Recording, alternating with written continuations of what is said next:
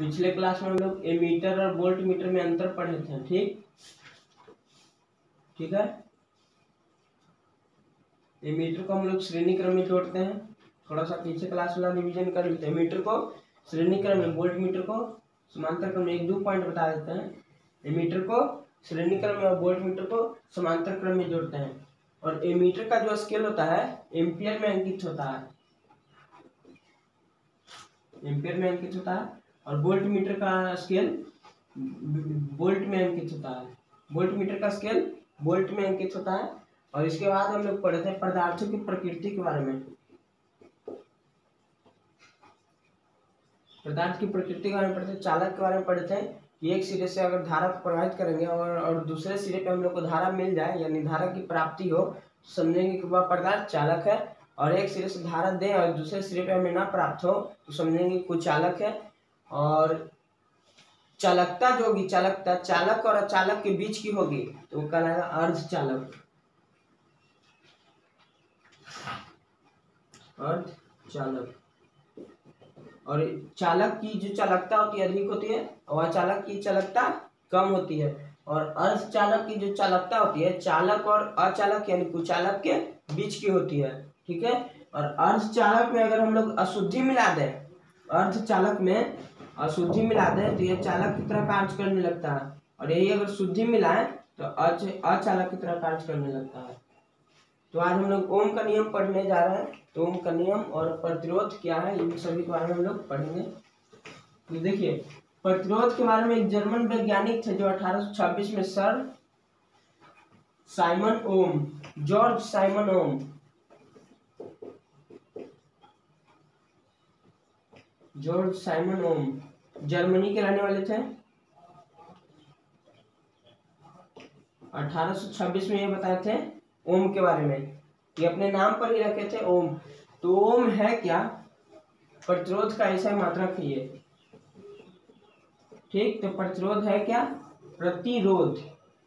जो विरोध कर रहा है, किसका विरोध कर रहा है? धारा का, धारा का विरोध कर रहा है। ठीक। और इसमें जो ताप होगी वो नियत होगी, ताप नियत होगी। और ये प्रतिरोध जो होगा नियतांक होगा, एक नियतांक वैल्यू है, कांस्टेंट वैल्यू, यानी ताप इसमें नियत होगा और ये नियतांक होगा। जो प्रतिरोध का वैल्यू हम लोग निकालेंगे वो नियतांक होगा। और इसका कार्य जो होगा धारा का विरोध। ठीक। तो धारा को चलाने में कौन सहायता करता है? वोल्ट। ठीक, वोल्ट। और वोल्ट चलाने में सहायता करता है किसको? धारा को। ठीक। ये चलाने में इसको सहायता करता है और ये रोकने में, ये चलाने में सहायता करता है और ये रोकने में, धारा को रोकने में सहायता करता है। ठीक है। तो धारा को रोकने के कंडीशन में क्या होता है कि धारा का प्रवाह दिशा इधर से इधर है। ठीक। धारा की प्रवाह दिशा इधर से इधर है, लेफ्ट टू राइट। और इलेक्ट्रॉन की प्रवाह दिशा इसमें हो जाएगी राइट टू लेफ्ट। ठीक। तो इस कंडीशन में होता क्या, जो चालक होता है, तार जो होता है, उसके कण से अगर इलेक्ट्रॉन टकरा गया तो कुछ ऊर्जा निकलता है। ठीक। वायर में कुछ ऊर्जा निकलेगा और उस ऊर्जा, वो ऊर्जा जो है ऊष्मा में परिवर्तन हो जाएगा और यह धारा में विरोध करने लगेगा। और धारा में जब भी विरोध करने लगेगा तो हम लोग समझेंगे कि वह प्रतिरोध उत्पन्न हो गया। और प्रतिरोध उत्पन्न हुआ तो प्रतिरोध के बारे में हम लोग 2 तरह से जानते हैं। एक ओम का नियम से, ओम का नियम से निम्न प्रतिरोध के लिए, निम्न प्रतिरोध के लिए। और एक है किरचॉफ का नियम, किरचॉफ का नियम। ये 10th में पढ़ना नहीं है। 10th बेसिस अगर आप लोग एंट्रेंस एग्जाम देंगे ना तो उसमें पूछ सकता है। तो किरचॉफ का नियम है जो उच्च प्रतिरोध के लिए। किरचॉफ के नियम में भी ओम का प्रतिरोध के बारे में पढ़ना है और ओम का नियम में भी प्रतिरोध के बारे में पढ़ना है। तो हम लोग डालते हैं हेडिंग प्रतिरोध। जॉर्ज साइमन ओम बताए थे कब? 1826 ईस्वी में प्रतिरोध के बारे में कि प्रतिरोध है क्या। तो देखिए प्रतिरोध हम लोग बोलेंगे जब किसी चालक पदार्थ से, क्या? जब किसी भी तरह के चालक पदार्थ से, किसी भी तरह के चालक पदार्थ से नियत ताप पर किसी चालक पदार्थ से नियत ताप पर हम लोग धारा प्रवाहित करते हैं, तो धारा का जो विरोध करता है ना वो कहलाएगा प्रतिरोध। ठीक, धारा का जो विरोध करेगा वो कहलाएगा प्रतिरोध।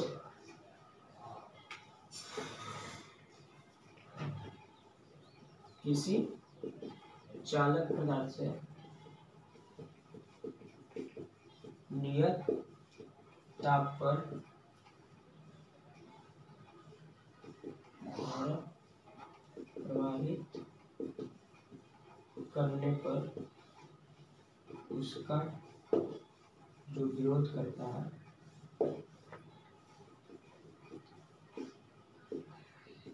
प्रतिरोध कहलाता है। ठीक है, और प्रतिरोध का ऐसा मतलब क्या होगा, ओम। ओम, ठीक, और इसे सूचित किस तरह से करेंगे, इस तरह से। ओम, ओम का सिंबल है ये, जिनको लिखना है वो लिख ले।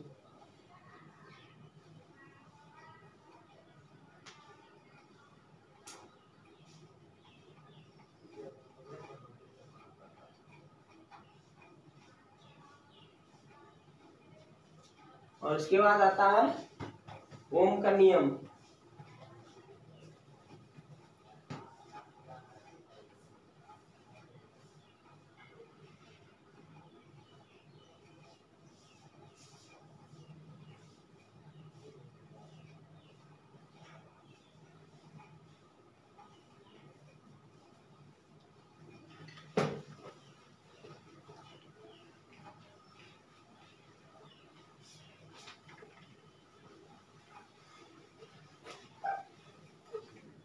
हेडिंग देंगे ओम का नियम।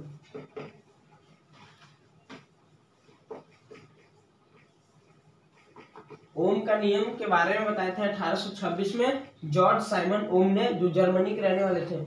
ये बताए थे कि किसी चालक पदार्थ से हम लोग एक सिरा से अगर धारा प्रवाहित कर रहे हैं तो विभवांतर तो सहायता करता है धारा प्रवाहित करवाने में, विभवांतर धारा प्रवाहित करवाने में सहायता करता, यानी कि विभवांतर जितना अधिक ताकत लगाएगा धारा उतना ही अधिक तेजी से जाएगा। ठीक, विभवांतर जितना अधिक ताकत लगाएगा धक्का देने में धारा को, धारा उतना ही तेजी से जाएगा। यानी कि हम लोग क्या पढ़ रहे हैं कि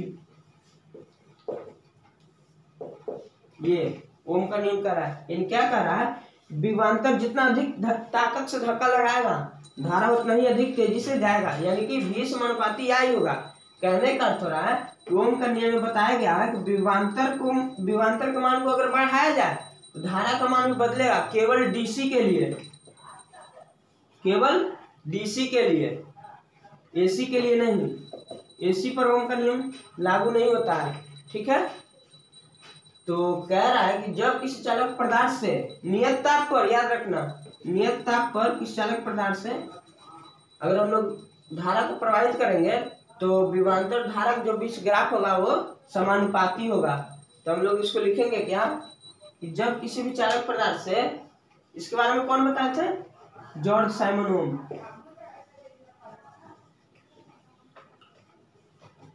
1826 जर्मनी के रहने वाले थे।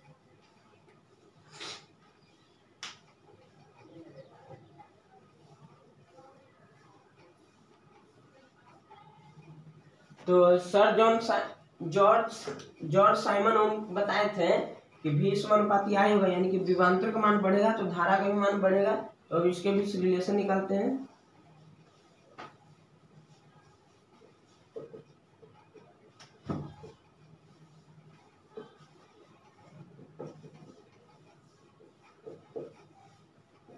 ये समानुपाती हटाएंगे तो कांस्टेंट वैल्यू लगेगा, यहाँ से R = V/I हो जाएगा। जान लिख लो, R नियतांक है, I धारा है, V विभव है। एक बात याद रखना, ये केवल डीसी के लिए लागू होगा और धारा का मान बढ़ेगा तो वोल्ट का मान बढ़ेगा। इसके बाद आता है 1 ओम। 1 ओम क्या है,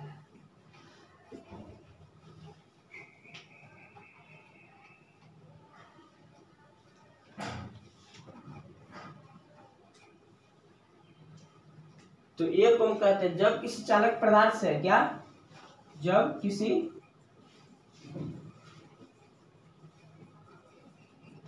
पदार्थ से 1 वोल्ट अंकित किया जाता है, जब किसी चालक पदार्थ से 1 वोल्ट विभवांतर आरोपित किया जाता है, तो उस चालक से 1 एम्पियर की धारा प्रवाहित होती है, तो 1 ओम कहलाती है। देखिए 1 ओम की बात कर रहा हम लोग, 1 वोल्ट 1 एम्पियर सारे चीज पढ़ लिया, हमारा 1 ओम। तो क्या कह रहा है कि जब किसी चालक पदार्थ से अगर 1 वोल्ट विभवांतर आरोपित किया जाए तो उस चालक में 1 एम्पियर की धारा प्रवाहित होगी, तो क्या कहलाएगा, 1 ओम। 1 वोल्ट अंकित किया जाए यानी 1 वोल्ट विभव प्रवाहित किया जाए विभवांतर, तो हमको 1 एम्पियर की धारा प्रवाहित होगी उससे, तो क्या कहलाएगा, 1 ओम।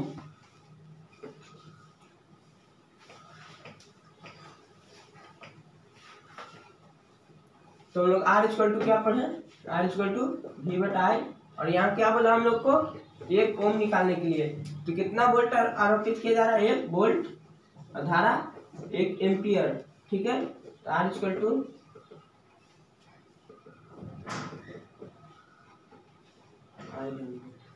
1/V, यही ना है। वोल्ट पर एम्पियर को हम लोग क्या बोल सकते हैं, वोल्ट पर एम्पियर को प्रतिरोध भी बोल सकते हैं। आपसे पूछ देगा प्रतिरोध का ऐसा मात्रक है ओम, ठीक, प्रतिरोध का ऐसा मात्रक है वोल्ट पर एम्पियर, ठीक, और निम्न प्रतिरोध के लिए ओम का नियम और उच्च प्रतिरोध के लिए किरचॉफ का नियम। तो ओम का नियम के बारे में तो पहले थोड़ा सा किरचॉफ का नियम देख लेते हैं।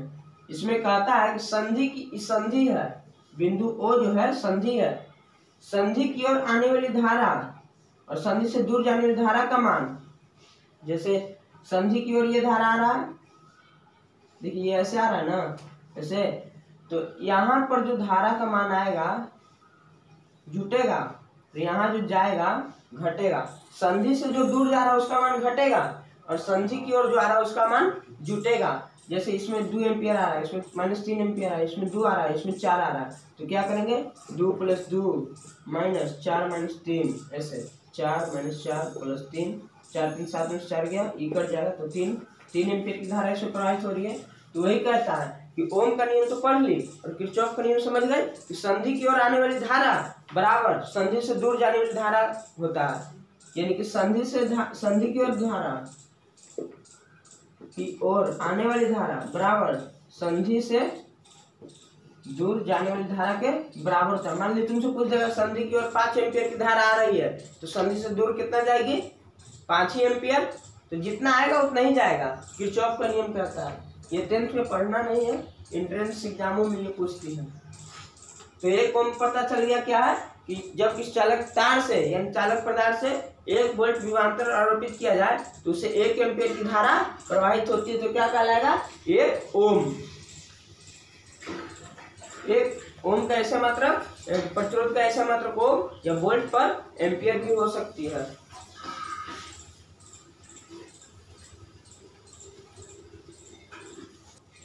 प्रतिरोध का ऐसा मात्रक ओम हो जाता है। और इसके बाद जो आता है हम बताएं कि ये ओम का नियम केवल डीसी के लिए होता है, दिष्ट धारा और एक होती है प्रत्यावर्ती धारा। तो दोनों के बारे में हम लोग देख लेंगे। दिष्ट धारा क्या है थोड़ा सा,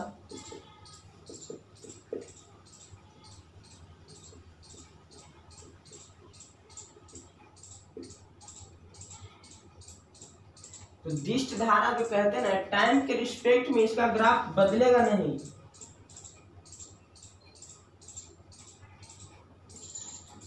टाइम के रिस्पेक्ट में इसका ग्राफ बदलेगा नहीं। इन टाइम बढ़ते रहेगा, लेकिन इसका जो ग्राफ होगा वो बढ़ते चला जाएगा। समय के साथ इसका कोई रिलेशन नहीं होगा, इसका जो मान होगा वो बढ़ते चला जाएगा। और प्रत्यावर्ती धारा में समय के साथ इसका मान बदलते रहेगा। अभी यहाँ है, फिर ऐसे आएगा, फिर ऐसे।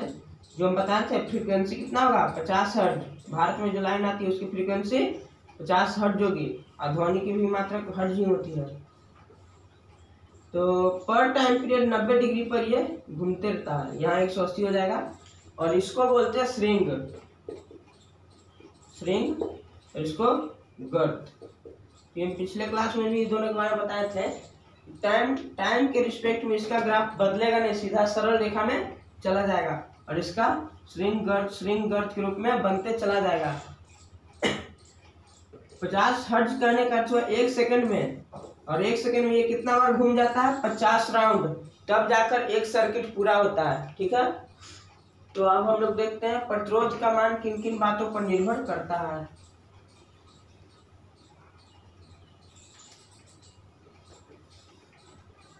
प्रतिरोध में ताप नियत होता है, ओम के नियम में ताप नियत होता है।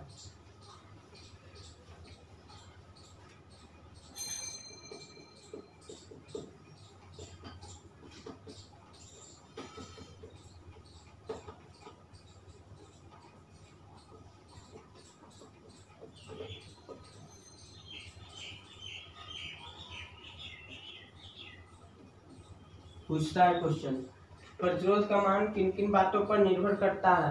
अब प्रतिरोध तार की लंबाई पे भी निर्भर करती है। जितना अधिक लंबा तार होगा उसका प्रतिरोध उतना ही अधिक होगा तार की लंबाई पर।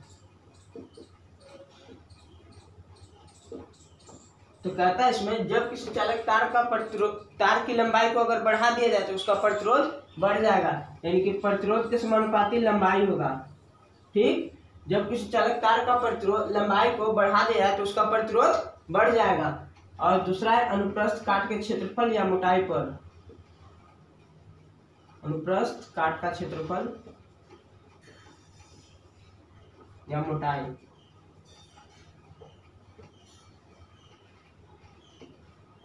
और किसी चालक तार का क्षेत्रफल अधिक होगा तो उसका प्रतिरोध कम होगा। किसी चालक तार का प्रतिरोध अधिक होगा यानी कि कैसा तार होगा? क्षेत्रफल कम होगा उसका। ठीक, अब क्षेत्रफल कम या लंबाई कम, ये दोनों की बात जो आती है चालक पर भी निर्भर करती है, कैसा चालक है। प्रतिरोध कम ज्यादा का बात चालक पर भी निर्भर करती है। या मान लिया तांबा का तार है, ठीक है, तांबा का तार, तो इसका प्रतिरोध तो कम होगा।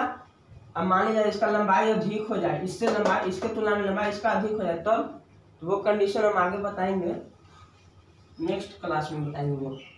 तो अनुप्रस्थ काट के क्षेत्रफल या मोटाई पर, यानी कह रहा है कि जब किसी चालक तार का क्षेत्रफल को अगर बढ़ा दिया जाए तो उसका प्रतिरोध घट जाएगा।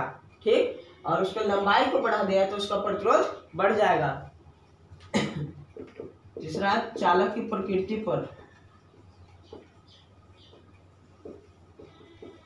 चालक की प्रकृति पर भिन्न भिन्न तार का प्रतिरोध भिन्न भिन्न हो सकता है। जैसे कोई तांबा का प्रतिरोध, तांबा का तार है, ठीक, और एक अल्युमिनियम का तार है, तो दोनों का प्रतिरोध अलग अलग हो सकता है। कैसे अलग हो सकता है? तो इसके प्रकृति नेचर अलग है, इसका नेचर अलग है। इसका कम प्रतिरोध होगा और इसका अधिक प्रतिरोध होगा इसके तुलना में। ठीक, वहीं अगर लोहा की बात की जाए, लोहा की बात की जाए तो इसका प्रतिरोध कम हो जाएगा और इसका प्रतिरोध अधिक हो जाएगा एक दूसरे के रिस्पेक्ट में। ठीक है, उसके बाद आता है क्या? ताप पर। ताप बढ़ने से चालक तार का प्रतिरोध बढ़ता है। ताप बढ़ने से चालक तार का प्रतिरोध बढ़ता है। ठीक, ताप बढ़ने से किस चालक तार का प्रतिरोध बढ़ता है? अनुप्रस्थ काट का क्षेत्रफल बढ़ने से प्रतिरोध घटता है, या प्रतिरोध के बढ़ने से क्षेत्रफल घटता है, लंबाई के बढ़ने से प्रतिरोध बढ़ता है। यही चार चीज है।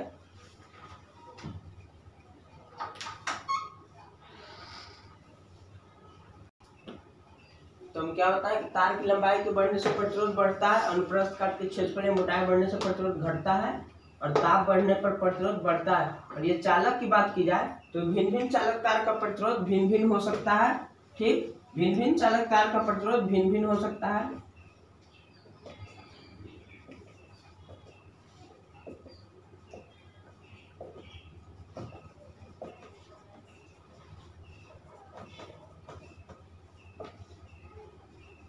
भिन्न भिन्न चालक तार का प्रतिरोध भिन्न भिन्न हो सकता है। अब यहाँ से हम लोग रिलेशन निकालते हैं। R समानुपाती L, फर्स्ट समीकरण, R समानुपाती 1/A, सेकंड समीकरण। ठीक, तो यही से हम लोग रिलेशन निकालेंगे। R समानुपाती L/A, R समानुपाती हटाएंगे तो कांस्टेंट लगेगा, कांस्टेंट के रूप में रो यानी प्रतिरोधकता या विशिष्ट प्रतिलोम। यहाँ से अगर हम लोग रो निकालें तो रो बराबर RA/L।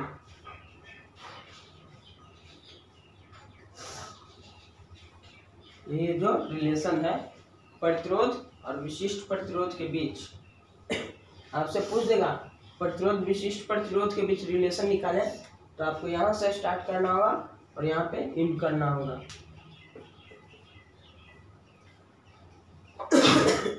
रो क्या है? विशिष्ट प्रतिरोध या प्रतिरोधकता, क्या है ये बताएंगे। विशिष्ट प्रतिरोध या प्रतिरोधकता। आर क्या है? प्रतिरोध। ए एरिया,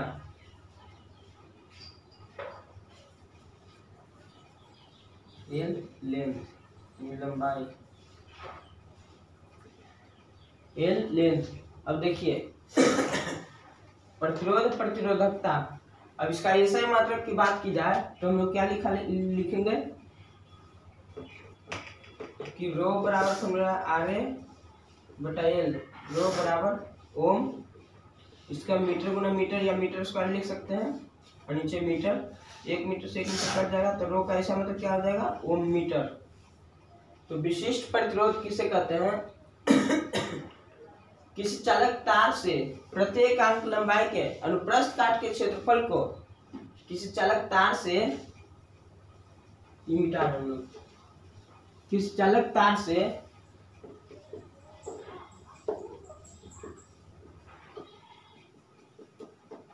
प्रत्येकांक लंबाई के, प्रत्येकांक मतलब कि लंबाई बटा में जाएगा, प्रत्येकांक लंबाई के अनुप्रस्थ काट के क्षेत्रफल, अनुप्रस्थ काट के क्षेत्रफल के प्रतिरोध को विशिष्ट प्रतिरोध कहते हैं। किसी चालक तार से प्रत्येक एकांक लंबाई के अनुप्रस्थ काट के क्षेत्रफल के प्रतिरोध को विशिष्ट प्रतिरोध कहते हैं। इसे रो से सूचित किया जाता है। रो बराबर क्या होता है? RA/L। इसका ऐसा मतलब ओम मीटर होता है। ठीक है, इतना नोट करो। प्रत्येक अंक लंबाई के अनुप्रस्थ काट के क्षेत्रफल के प्रतिरोध को विशिष्ट प्रतिरोध कहते हैं। अब यहाँ पे बात आती है कि विशिष्ट प्रतिरोध किसका अधिक होगा, किसका कम होगा। तो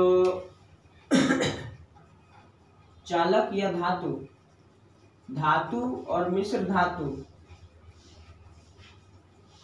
धातु की विशिष्ट प्रतिरोध या प्रतिरोधकता जो होगी कम होगी, यानी विशिष्ट प्रतिरोध कम होगी तो प्रतिरोध भी कम होगी, यानी कि धातु और मिश्र धातु का प्रतिरोध तो कम होगा और प्रतिरोध कम होगा तो प्रतिरोधकता भी उसकी कम होगी। और अचालक या कुचालक की बात की जाए तो इसकी प्रतिरोध अधिक होगा। ठीक, प्रतिरोध अधिक होगा तो प्रतिरोधकता भी इसकी अधिक होगी।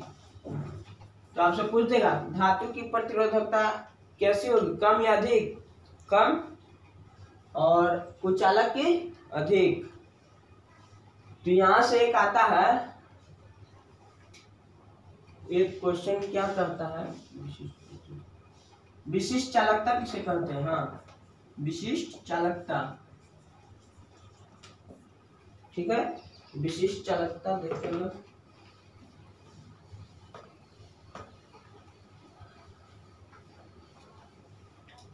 तो क्या किसी चालक तार से प्रत्येक अंक लंबाई के अनुप्रस्थ काट के क्षेत्रफल के प्रतिरोध के प्रतिलोम को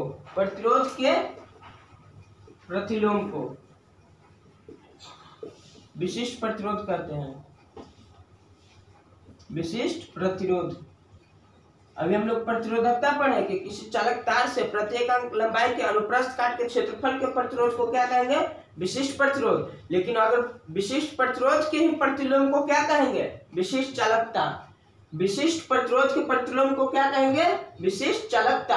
अगर विशिष्ट चालकता की बात की जाए तो धातु और मिश्र धातु की, अच्छा, प्रतिरोध के प्रतिलोम को, तो यहाँ धातु और मिश्र धातु का प्रतिरोध जो था कम था, तो प्रतिरोधकता भी कम थी। और यहाँ धातु और अधातु की प्रतिरोध कम होगी तो विशिष्ट चालकता क्या हो जाएगी उसकी? अधिक। विशिष्ट चालकता अधिक हो जाएगी और कुचालक की कम हो जाएगी। सोचने वाली बात है कि अगर प्रतिरोध को क्या कहते थे? विशिष्ट प्रतिरोध, ठीक। प्रत्येक अंक लंबाई के अनुप्रस्थ काट के क्षेत्रफल के प्रतिरोध को क्या कहते थे? विशिष्ट प्रतिरोध। तो मिश्र धातु और धातु का क्या होता था? कम होता था प्रतिरोधकता। तो प्रतिरोधकता के ही प्रतिलोम को, यानी प्रतिरोधकता के प्रतिलोम को हम लोग क्या कहेंगे? विशिष्ट चालकता। विशिष्ट चालकता। तो प्रतिरोधकता के प्रतिलोम को, तो इसकी प्रतिरोधकता कम थी और उल्टा किया तो ज्यादा हो जाएगा विशिष्ट चालकता, और इसका विशिष्ट चालकता कम जाएगा। तो हम लोग क्या पढ़े कि किसी चालक तार से प्रत्येक अंक लंबाई के अनुप्रस्थ काट के क्षेत्रफल के प्रतिरोध के प्रतिलोम को क्या कहते हैं? विशिष्ट चालकता। तो हम बताएं धातु और मिश्र धातु की जो प्रतिरोधकता होगी कम होगी, तो विशिष्ट प्रतिरोधकता क्या होगी? विशिष्ट चालकता क्या होगी? अधिक। और यहाँ बताएं कुचालक में कि विशिष्ट प्रतिरोध या प्रतिरोधकता कम होगी, अधिक होगी, तो विशिष्ट चालकता क्या होगी? इसकी कम होगी। एक अपोजिट है। देखिए धातु और मिश्र धातु की बात की जाए तो विशिष्ट चालकता, विशिष्ट प्रतिरोध, विशिष्ट चालकता, अगर ये कम होगी तो ये अधिक होगी कुचालक, ये कम होगी तो ये अधिक होगी। यानी कह रहा है कि कुचालक पदार्थ की प्रतिरोधकता क्या होगी? अधिक, और ये विशिष्ट चालकता कम। ठीक ना। कुचालक पदार्थ की प्रतिरोधकता अधिक होती है और विशिष्ट चालकता कम होती है। धातु और मिश्र धातु की प्रतिरोधकता कम होती है और विशिष्ट चालकता अधिक होगी। तो आज के लिए इतना ही। तो विशिष्ट चालकता किसे कहते हैं?